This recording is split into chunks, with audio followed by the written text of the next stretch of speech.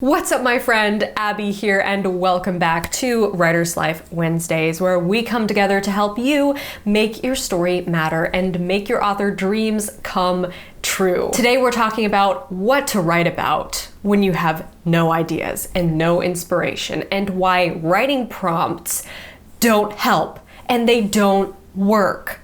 Why?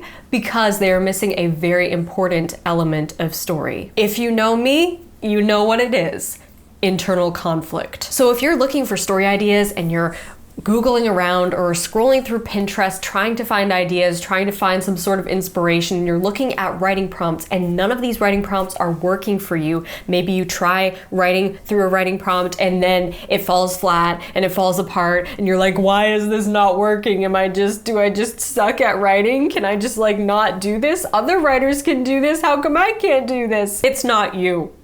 It's the lack of internal conflict. Same goes for those little exercises where you mix and match different features to create a character. What is the one thing that they never ask you to figure out about your character? Their internal conflict. What matters to them? We don't know, so we don't care. And we can't write about something we don't care about. Some writing prompts are good ideas, don't get me wrong, but they're out of context. They're an external event that I don't have any prior emotional connection to. So if I don't care about it, how will my reader care about it? So if writing prompts don't work for you, but you need to write something, you want to write something, you want ideas and inspiration, in this video, I'm going to share with you a great method for coming up with story ideas when you have no ideas and no inspiration, by drawing inspiration from stories that get you really excited. Creating a story that is unique and memorable and matters to you. Roll that intro. And let's get started. Why does your story matter? Good question. What if I told you that there's a science behind every great story? I don't just teach you how to write. I teach you how to change the world with your story and make your author dreams come true. Wilson Misner once said, "If you steal from one author, it's plagiarism. If you steal from many, it's research." All ideas are stolen, even ones that seem original. Coming up with a story idea that's all your own really just consists of gathering bits and pieces of other stories and remixing them into your own arrangement to create your own story. It's kind of like creating your own recipe. You don't just start throwing things together and hope for the best. You take inspiration from other recipes, you combine things, you take parts and pieces, mix them together, you create your own arrangement, and that now becomes the unique thing that you created, but you didn't start from nothing. So this exercise that I'm about to show you is not so much about stealing. Don't think of it as stealing. Think of it as drawing inspiration from other sources. There are really only a few stories, and they all just get retold in different ways. Every great writer draws inspiration from other stories, and in a minute I'm going to show you some examples of this, but for now I want to show you the method for coming up with unique ideas, using stories that matter to you so that you can write a story that matters too. Rhyme. Okay, first step is to make a list of the top 4 favorite stories that you've read or watched recently that got you really excited and creatively inspired. It doesn't have to be just 4. You could make a giant master list of these. In fact, I recommend doing that, but you have to come up with at least 4, okay? And they can be old favorites, but try to choose ones that still get you excited and creatively inspired. Okay, once you have that list of stories, we're gonna make another list of the 4 elements of story: genre, plot, characters, and theme. Now you're going to choose one story for each of those categories and ask yourself, what is my favorite aspect of this story? Do I love the characters, the genre, the plot, the theme? And maybe you love all of those things about it, but try to choose what is the thing that stands out the most to me about this story that I'm like, oh, I love the plot. Oh, I love those characters and their relationships with each other. So going deeper into these categories. When I say characters, I'm talking about personality and relationships. When I say theme, I'm talking about the big idea, the overarching message behind what the characters learn in their transformative journey. And when I say plot, I'm talking about the irresistible premise, the hook, the setup for all of the external events. And when I say genre, I'm talking about setting, time period, and the general vibe of the story. If you're writing a short story, not something as long as a novel or a series or something like that, you can do this exercise. Just choose your 4 favorite scenes instead of stories. So you're looking more at a smaller scope. You're looking at a single event or a day or something happening in a short period of time. So your 4 favorite scenes that you have recently watched or read, what did you love about them? Figure it out. Then go to your list of the 4 story elements: genre, plot, characters, and theme. Choose what goes where. But wait, Abby, isn't this like just making a retelling of a story that already exists? Not quite. See, with most retellings, there are only 2 things that change. We're taking the same plot, we're taking the same characters, we're taking their relationships, their internal conflict, the theme. We're taking basically everything about it, and we're just changing the genre or the time period. That's like literally the only thing that happens with a retelling, usually. A lot of times an author will add their own flair to the story and maybe add some subplots or something like that, but they generally take the same story, the same plot, characters, and theme, and they just dress it in a different setting, a different tone, a different time period. That's not really what we're doing here. I'm not telling you to write retellings of stories. I'm telling you to find the things about your favorite stories that get you really excited and inspired, and extract those small elements from those stories and rearrange them to create your own unique thing. Do writers really do this? Yeah, actually, they do. Here are some examples. The Twilight series is inspired by a bunch of classics, including Pride and Prejudice. While you're reading Twilight, are you thinking, wow, this is like literally Pride and Prejudice. I can't believe she just stole Pride and Prejudice. I feel like I'm reading Pride and Prejudice. No, you don't think that at all. It's unrecognizable because she changed the whole genre and made it her own thing. And how many books do you think are inspired by Twilight now? And so it goes on. Some other examples. The Hunger Games was inspired by gladiators and televised challenges. You've Got Mail was inspired by the old film The Shop Around the Corner, which is such a cute movie, and I didn't even know that until I saw that older movie, and I'm like, oh my gosh. Good shout out though, making Meg Ryan's character own a store called The Shop Around the Corner. See, that's a respectful nod to stealing from another artist. The Lunar Chronicles are fairy tale retellings meets science fiction. And The Lion King is basically Hamlet. In other words, everything has been done before and every writer steals from every other writer, so what are you waiting for? In his book, Steal Like an Artist, Austin Kleon says, in the end, merely imitating your heroes is not flattering them. Transforming their work into something of your own is how you flatter them. Adding something to the world that only you can add. That's what I'm talking about with the unique arrangement, your own remix of the things you love about your favorite stories. So make a master list of your favorite stories that get you the most excited and creatively inspired, and then make that list of the 4 story elements: characters, genre, plot, and theme, and start mixing things up. And if you're still like, how do I do that exactly?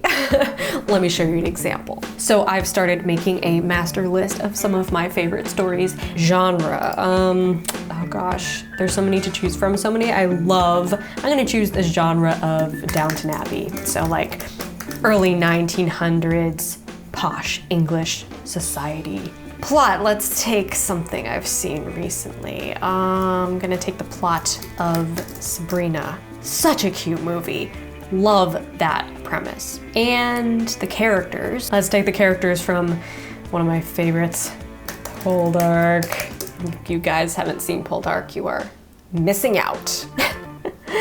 Okay, for the theme, you're gonna wanna take something that works with these different elements, especially with the plot. So as we always talk about on this channel, the external conflict and the internal conflict and the journey that your character goes on leads them to their aha moment, leads them to the big idea. So the big idea is kind of the thing that you have to come up with first and reverse engineer how they're gonna arrive at this big idea. So you're gonna wanna pick a theme that complements the plot and the characters. You don't want something way off, okay? So kind of just use your common sense here. Pick a theme from your list here that matches or could match with your characters. It can even cross over a little bit because a lot of themes repeat across different stories, and it's the way that the story presents that theme that makes it unique. So I'm gonna take the same theme as in Sabrina, which is kind of that love is the most important thing. It's more important than business and class division and age and all of that.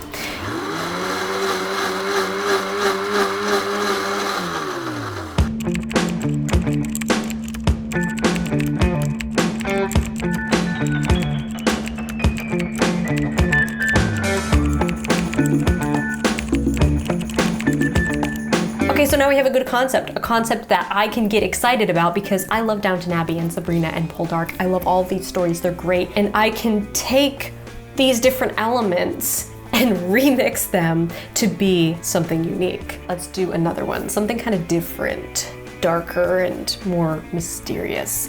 Genre. What do I want for my genre? I just recently read the Shadow and Bone trilogy. I really liked that genre. I didn't think I was gonna like that genre, but I really like it, okay? So we'll go with that. We'll go with like a World War I fantasy Tsar punk. And for the plot, y'all know I love Tangled. Let's use the plot of Tangled. And for the characters, let's use the characters from Jane Eyre because it's an old favorite and it still gets me inspired. Now, theme. I want something that is not too different from Tangled. I said this was gonna be like more dark and mysterious, so I don't want it to be like too much of a happy Disney princess theme. Tangled does deal with like emotional manipulation themes, so I'm gonna take the theme of Gaslight, which is one of my favorite old films.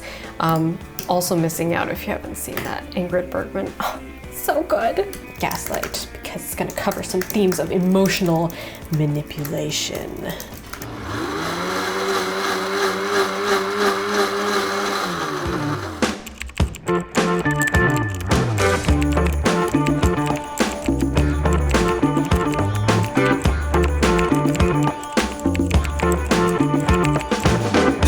Let's do one more, something kind of fun and adventurous. Genre. What do we want for our genre? Maybe something totally different, sci-fi, Star Wars. And plot. Let's take another Disney movie. Those always have good plots. Let's do the plot of Mulan. The original film, that is. The new one sucked. Characters, you guys are wondering why I haven't talked about Pride and Prejudice yet. Let's do Pride and Prejudice for the characters. You know I love these characters more than most people in real life. And theme. Okay, we want this to be kind of inspirational, so let's remix within the remix. I'm gonna take a combination here of the theme from Mulan and the theme from Pride and Prejudice because they're kind of similar. I was looking up the theme of Mulan and this is the first thing that came up. It's something that the co-director said, a girl who can't help who she is, but she exists in a different society that tells her who she's supposed to be. That kind of sounds like Lizzie Bennet, doesn't it? I mean, that's gonna be the broad overarching theme. A lot of stories have done it. This make-believe story is gonna do it, but it's gonna be a space adventure like Star Wars.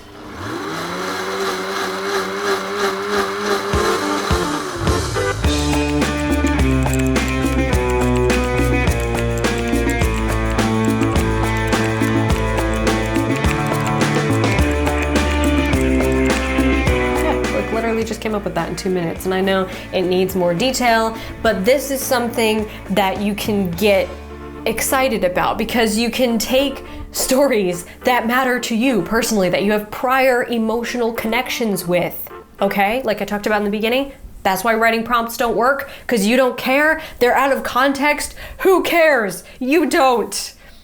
How will your readers care? Your excitement, your passion for these elements of story will come through your writing. That is going to be what shines through your writing because you have passion for this. It matters to you. So try this exercise. Instead of telling you what to write, it's going to get your creative juices flowing and help you to come up with your own unique story idea that you can get excited about because it personally means something to you, because it is inspired by stories that you love the most. But you're not stealing from those stories, you're not plagiarizing those stories, you're remixing different elements of those stories to create your own thing for the world, something that the world has never seen before. So boom, that's it. That's the method. It's better than writing prompts.